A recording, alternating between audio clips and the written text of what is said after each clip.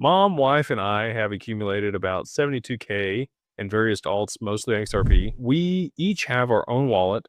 Can we put that into a Wyoming LLC? Wife and I each have LLC business accounts we vie with. So you can do a family limited partnership. It's much more complicated than just a single member LLC. We have an operating agreement for that. We can absolutely help you set it up if you want to work with Digital Wealth Partners to do that. Just be sure that that's what you want. If you want to commingle all of your family's assets and have everybody involved, they're going to be partners on that business. There's no tax implications. So that's the benefit of a family limited partnership. It is very similar to a single member LLC. You're not going to have the step up in basis or change in time frame held for whatever you purchase the assets at. Now, you might want that if you get to lock in capital losses. So if you bought XRP, call it 350, and then you're moving it into the LLC now, you could actually lock in some capital losses, which could be beneficial if you anticipate having some capital gains this year or next year. But yeah, happy to work with you on the family limited partnership. Just email us info@digitalfamilyoffice.io and our team there can help you walk through that and figure out if it's the best option for you. If you want the LLC, and I'll mention this too,